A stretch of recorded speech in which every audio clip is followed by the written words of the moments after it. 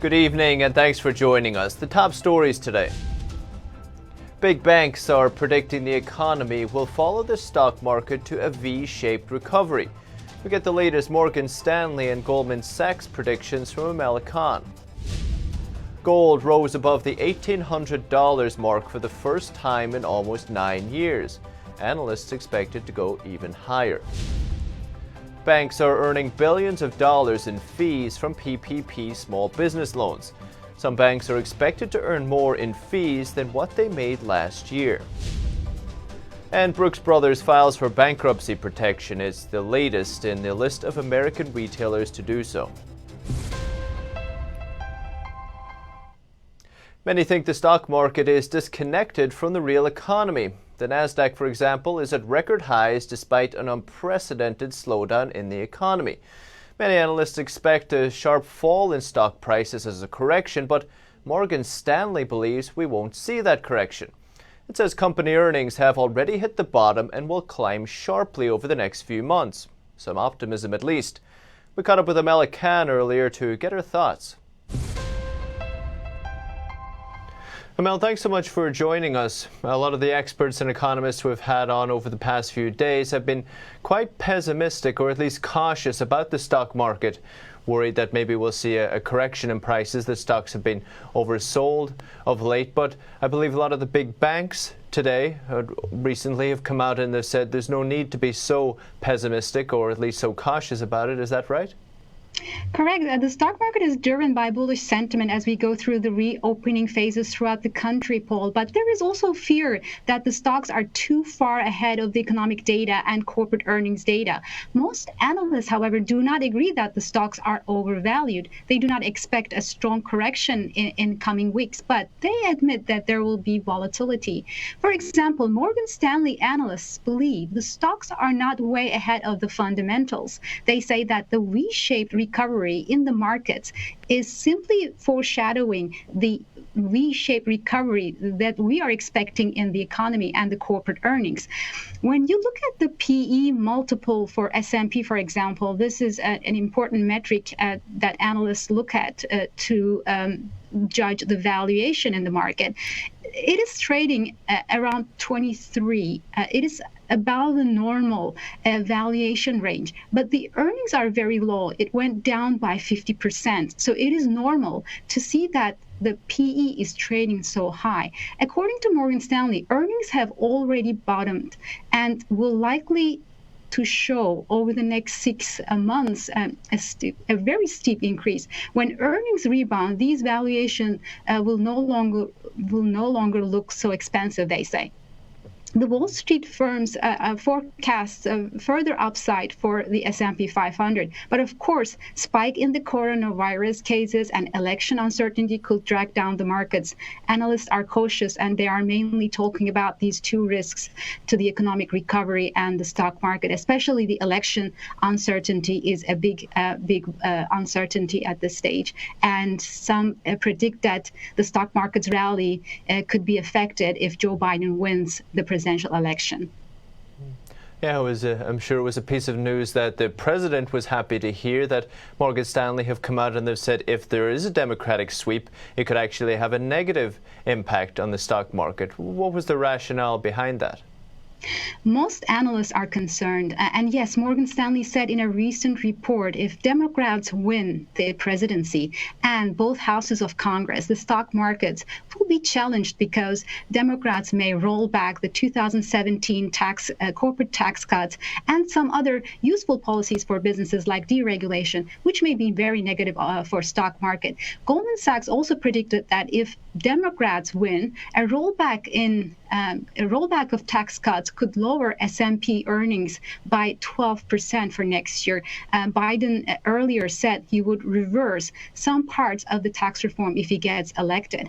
And CNBC last month said that some investors were making bets on a market sell-off after the election, bidding up the put prices of puts for S&P 500 for November into December. And so at the moment, if you look at the average national polls, Biden is leading Trump by more than 8 points. But a few analysts disagree with the consensus about, they're not too concerned. For example, JP Morgan just released a report recently saying Joe Biden's potential victory could be a slight positive for the markets. And the Wall Street firm was saying that Biden could soften his tax policy proposal because of coronavirus and may back down on tax increases. But again, overall, Trump's approval rating on the economy is still high, and Trump holds advantage when voters are asked who they trust most to handle the economy. It's a big year ahead, Amel. We'll be sure to have you back again for the latest update. Thanks so much. Thank you. U.S. stocks rose today with the Nasdaq hitting another record closing high. Apple and Microsoft gave the biggest boost to the S&P 500, and a positive comment about unemployment from the St. Louis Fed also added to the bullish mood. The Dow rose 177 points, or nearly 0.7%. S&P 500 gained about 25 points, just under 1%. The Nasdaq added 148 points, or about 1.5%. Gold pushed above the $1,800 mark for the first time since 2011. Analysts are expecting further gains as investors stock up on the safe haven asset. Spot gold prices have surged 40% in the last 14 months. What a rally. Now they're within striking distance of 2011's record of over $1,900 an ounce. Powering the rally is economic and political uncertainty caused by the pandemic, and government stimulus, of course. Central banks have flooded markets with cash, and this has fueled fears of inflation, which of course usually devalues other assets. It has also lowered returns on government bonds, making gold a much more attractive safe haven. And the recent rallies have meant that public pensions in the U.S. may finish the fiscal year with small gains. It eases concerns that states and cities will have to contribute more to the retirement systems since losing billions of dollars of tax revenue during the virus outbreak. U.S. public pensions may have finished the fiscal year with just less than 2% of return. This is according to an analysis by Bank of New York Mellon. It marks a surprising turnaround after the pensions lost about $1 trillion during the first quarter, when the pandemic triggered a stock market plunge. According to Moody's, in March, U.S. public pensions were on pace to lose about 21% for the year ending June 30th.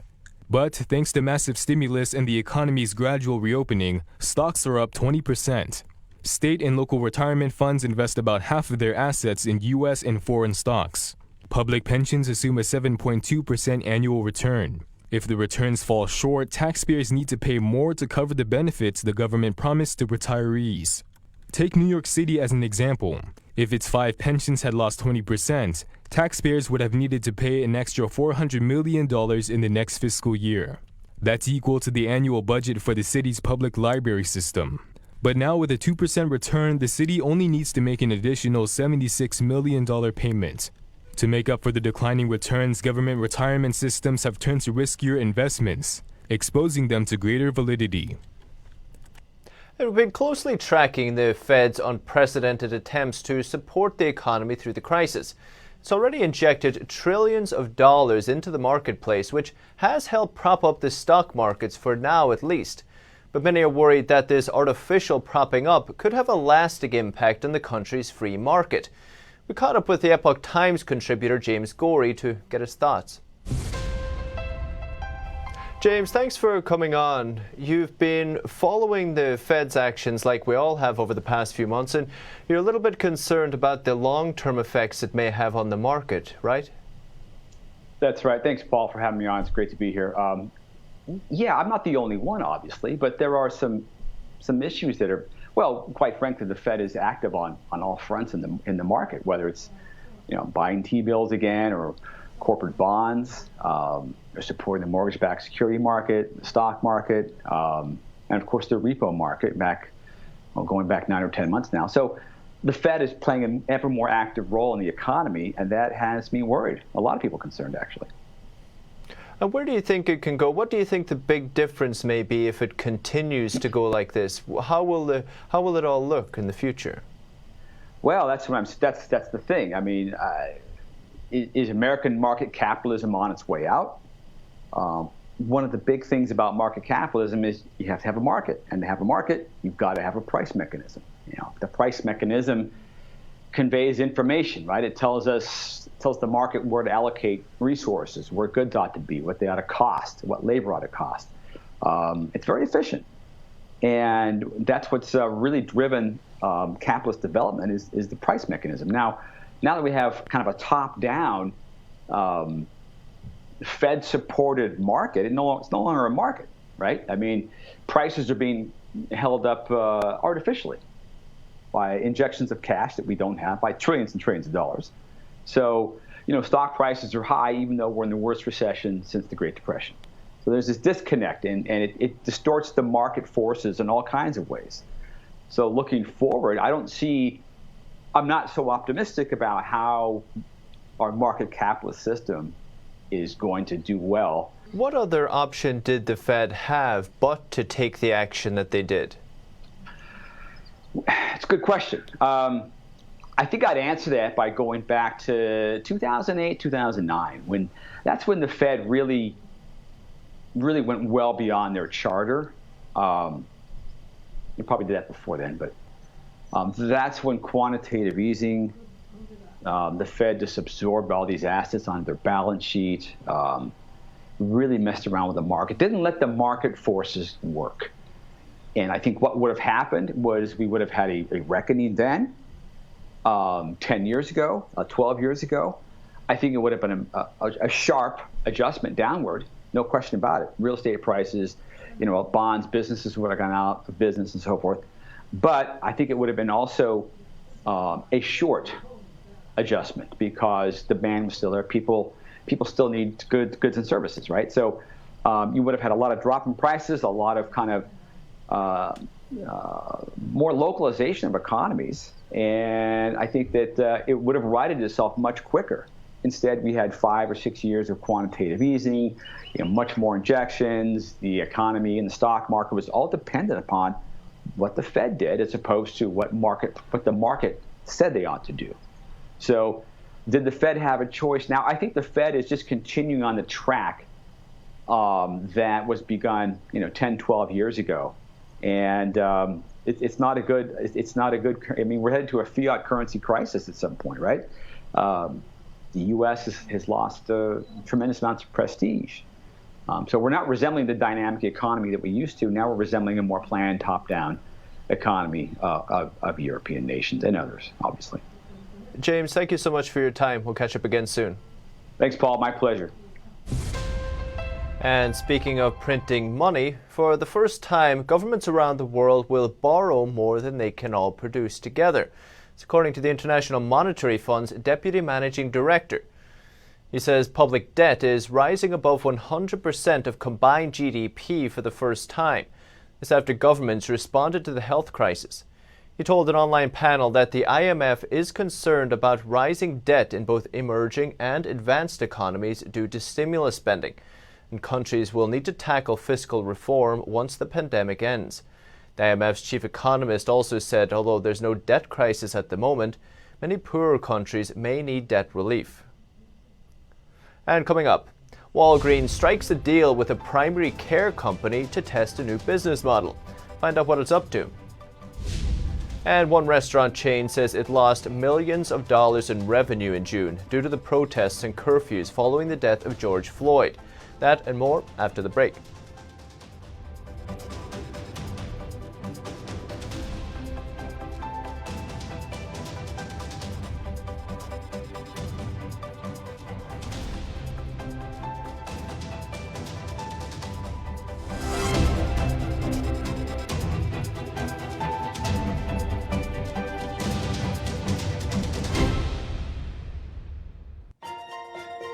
Hello there. Doesn't it feel like we're moving further away from the very values that our republic was built upon? And the media in our country has just been adding fuel to the flame, which is why you need to try The Epic Times. It's pure, honest journalism that's restoring traditional values, and it reports the news with no spin, no hidden agendas, and no false narratives. So if you want to know the truth about the FISA abuse that took place during the 2016 election, or how socialist and communist ideologies have been infiltrating our society, or how the Chinese Communist Party's cover-up led to this global outbreak, and so much more, then you need to check out the Epic Times. And for a limited time, you can try the paper yourself for a full month for just $1, and we'll send you a very special free gift. A giant timeline that's 3 feet by 4 feet, documenting the FBI's abuse of FISA spy warrants. So go to readepic.com and claim yours today.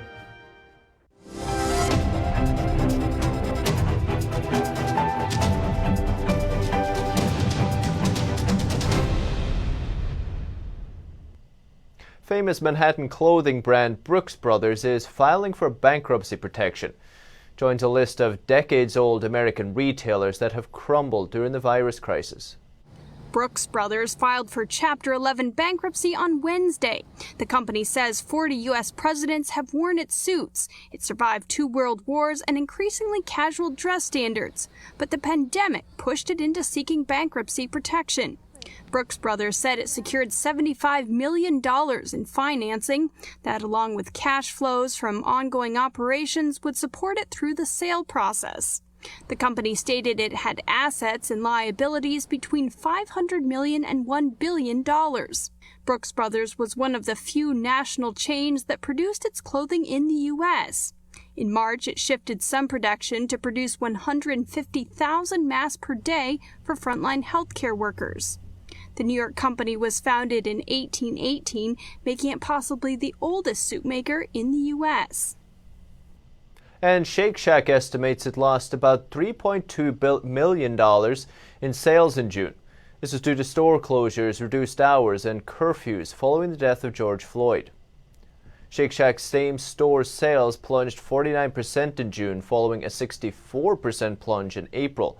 Shares are down 10% since the start of the year. But now the restaurant is seeing slow but sure growth. Weekly sales are up, and the company added 4 new locations during the second quarter. Reports a positive cash flow. Shake Shack employees were given a 10% pay raise at the height of the pandemic. Employees with shortened hours during the curfews were all paid the regular hours. The company is expected to see continued improvement as markets reopen. And Walgreens will soon be adding doctor offices to its stores. It's partnering with a primary care company to run the clinics. Comes as retailers are expanding medical care services to compete for healthcare spending. Walgreens says it has struck a deal with Village MD to open 500 to 700 primary care clinics in its stores. The pharmacy chain will invest $1 billion as part of the deal. It will redesign stores that get the clinics, and Village MD will hire doctors and run the clinics. The full-service clinics have doctors and staff, as well as 9 exam rooms and a waiting area. The clinics will mostly focus on caring for people with chronic diseases and use telemedicine to stay in touch with them. Walgreens has over 9,000 stores in the U.S. It has closed hundreds of stores and is trying new business models. Insurance companies are increasingly interested in covering care delivered outside the doctor's office. The idea is to keep patients, especially those with chronic conditions, healthy and out of expensive hospitals or emergency rooms. According to the CDC, chronic disease accounts for about 75% of the nation's healthcare spending each year. But Walgreens is also facing competition. Walmart has opened 4 clinics and is planning to open more. CVS is also redesigning stores to include more health services and products. According to Village MD, over half of the clinics will be in medically underserved areas. Its CEO says the model will help to rein in costs and improve health outcomes. And up next, millions of dollars in federal aid that was supposed to go to small American businesses ended up somewhere else. Find out where it went.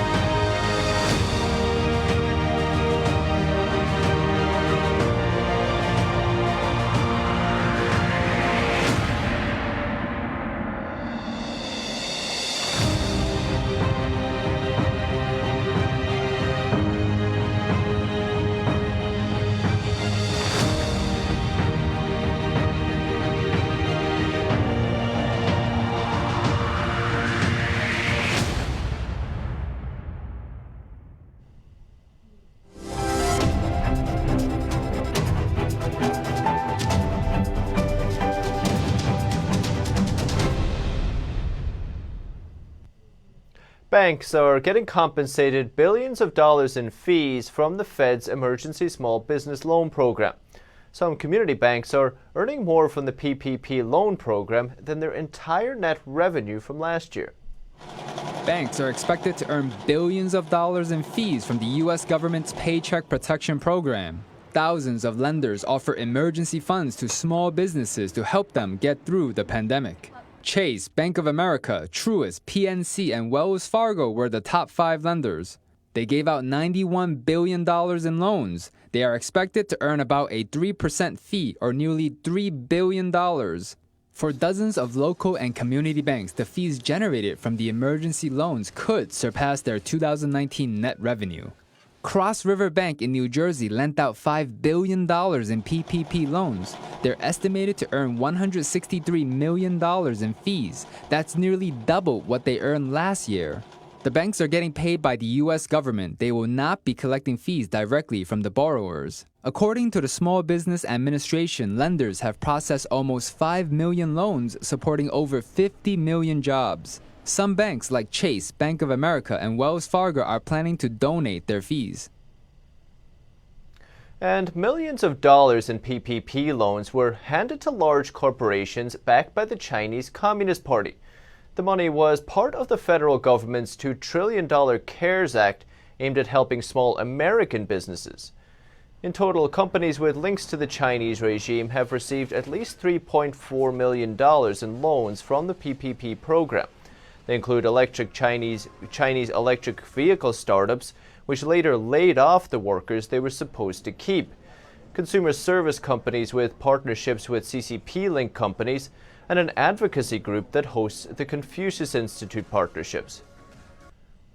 And China's central bank is stepping up its efforts to digitize the Chinese yuan. It's now partnering up with a ride-sharing company to test the use of the digital currency. China's central bank is partnering up with NTD Chuxing to test a new digital currency called Digital Currency Electric Payment, or DCEP. In a statement, NTD says it's working with the People's Bank of China to apply the digital currency on its ride-hailing app. NTD dominates the ride-hailing market in China with a total of over 550 million users. The Chinese central bank has been researching a national digital currency since 2014. This will be one of the first rollouts in the real world. Unlike other cryptocurrencies which are decentralized, the Chinese digital currency will be issued and backed by the Chinese central bank, and won't provide the same anonymity that other cryptocurrencies do. And up next, one niche business is thriving during the pandemic. Find out why after the break.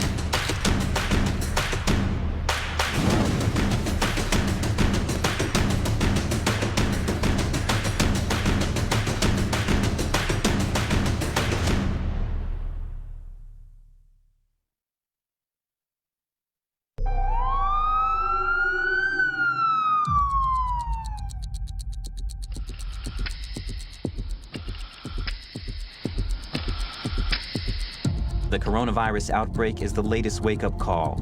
U.S. Senator Ben Sasse put it plainly, the Chinese Communist Party has lied, is lying, and will continue to lie about coronavirus to protect the regime.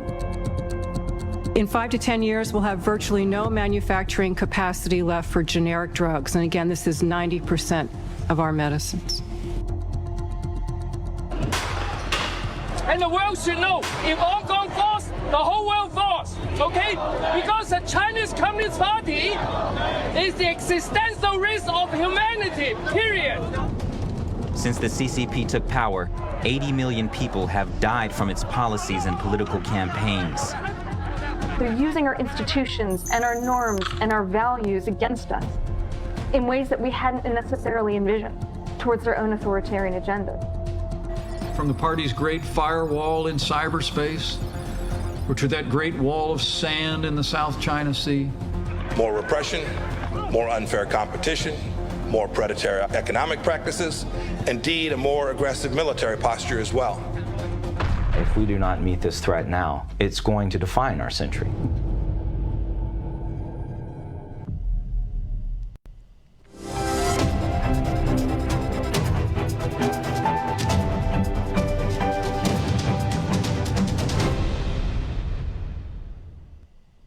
COVID-19 has upended the U.S. economy, and businesses everywhere are struggling to survive. But there are some winners too. For example, this one niche business is thriving.